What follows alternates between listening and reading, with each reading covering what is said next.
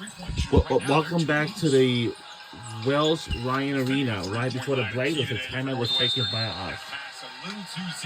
And we're back in the way. And we're tied up at 29. That's a great example of what they needed. Collapse it and then make them make the right pass.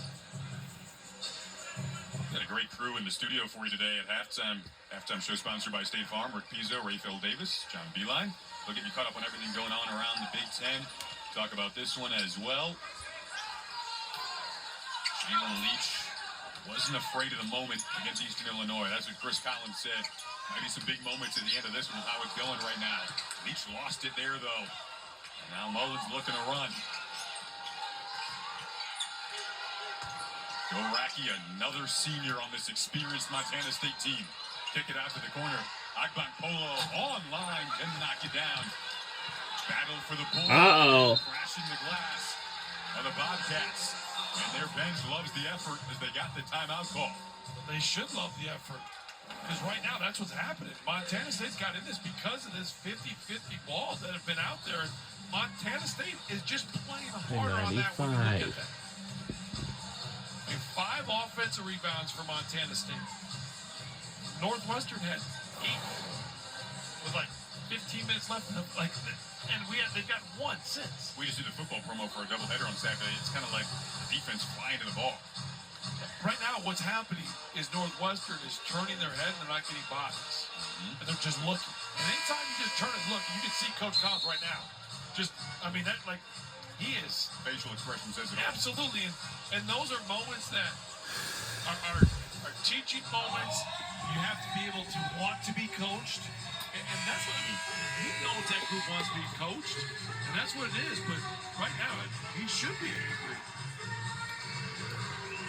They've been in tough battles so far this season. Again, the loss to Dayton, single-digit loss on the road in front of an atmosphere of 13,000 people against a really good A-10 team. OT win over Eastern Illinois. And a tight one last week on this floor against UIC. Brooks Barnheiser back today. This group still, again, learning the continuity and flow. First time with this lineup this season. This Montana State team that did make the NCAA tournament last season has brought their A-game. Whoa! What an inbound execution, and B.J. Colley with the hammer. And Chris Collins said earlier, I was just going to say, they pointed out the inbound execution. They not only pointed out, they said, if you don't pay attention to it, something bad's going to happen. I would say being dumped on something bad. Something bad happened. Trying to stem the tide there. And we tied the ball game up at 31. He's got 14 points on 6 of 9 from the field.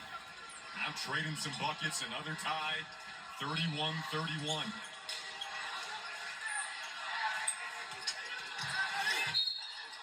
Foul called on Barnheiser after the drive from Jay Mullins. And that foul is, you look at the inline out of bounds first. There's no body, and Colley's able to just go up. There's a screen. There's not enough communication, and because of that, Colley throws this thing down. And that's what we've seen from Northwestern right now, is the lack of communication on the defensive end. And because of that, what happens? Then you overextend, and that's where Barnheiser got his last foul. Because now he feels individually, okay, I don't know where my teammates are. I'm going to try to pressure the ball a little bit. He gets out of position. He gets a foul. Now Montana State gets the free throw line. So that's how it all builds in. That's why it stacks upon each other. Dominant momentum play. And Mullins cashes in on the free throws with a little over 2 minutes to go in the half. This is the other thing they talk about during shoot-around is how to handle his press. Garavino, freshman, couldn't finish. Experience rushing the other way for Montana State. Akban Polo against Nicholson, not afraid. Got the deflection. Didn't hit rim, but still plenty of time on the shot clock. Long three goes down for Jay Mullins.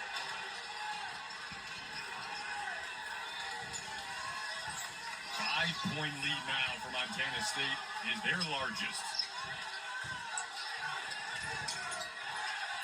seconds to go in the half. Can Northwestern head into the locker room with a strong finish to this first 20? Arnheiser double, whips it out, deflected, race to the ball. Cheravino got it, maybe a 5-on-4 momentarily. Martinelli, can he capitalize? Couldn't, long rebound. Cheravino again, goes up, and finishes through contact with a foul. And what made that possession special is that ball went over. It was not a shot clock reset. Northwestern needed to get a shot off. Martinelli realized that, shot the three, and because of that, right here, this is a situation, not knowing where it's at. Martinelli smart enough to realize the shot clock didn't reset, and then it gave Northwestern an opportunity to go get another offensive rebound.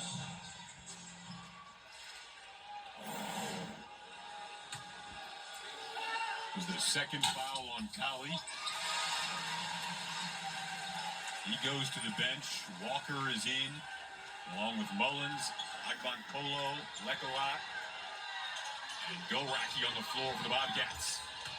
Walker turns the corner, adjustment, and draws a foul. More free throws coming up.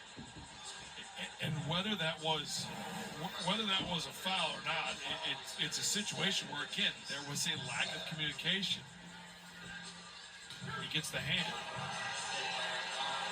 Cheravino and Nicholson are in that screaming action. They scream, and they're not talking. Like it's been a big problem this first half defensively. And again, you get a young freshman in there that's learning. He's got thrown in the fire with some of the injuries early on. That's why you learn. As you pointed out, the communication is going to be so key on that end of the floor today. I'm not. That's just because I listened to Coach Collins and their staff during the shoot around, because they preached it and preached it and preached it. Arnheiser tried to take it into his own hands there. Has had an excellent first half. First half that he's played all season, making his season debut today after tweaking the foot prior to the foreign tour. He's got 14 points in the opening half. But this Montana State team up 3 with half a minute to go. About a 10-second difference between game clock and shot clock in this first half. Foul out high near the three-point line. But this start for Montana State should surprise anybody. They played Denver on Sunday. I'm going to be very gentle when I say this. It was not a good game for them. And that's being about as nice about it as I can. They were terrible. They just didn't play well. I've watched all their game film. They didn't play well against Denver. They had the meeting. We talked about it to start the game. They had the meeting and said, our expectations are here. We are not playing the way that we need to. Well, they've answered that call. They've answered that challenge this first half against Northwestern. I think Matt Logie would agree with everything you just said there. Mullins is a guy who they needed to really control the pace of the offense tonight. Coach Logie told us need to limit the turnovers, and the effort is something they wanted to just come out swinging, and they came out swinging today. A 5-point lead, shot clock is off for Northwestern. Arnheiser with 14 points. I pick and roll with 8. Exactly, that's what they're going to go to. Martinelli trying to get a bucket. Couldn't knock it down, and Montana State in control at the break, up 5. Well, that will do it for the first half. Now it's halftime. Let's take a breather. January 1st, 1930. They've got a 5-point lead at the half in Evanston. Stay tuned. Rick, Raphael, Coach Beeliner coming up. The State Farm halftime show after the break. Montana State on the road, up 5. And let's take a breather. Now it's halftime. Let's take a good break.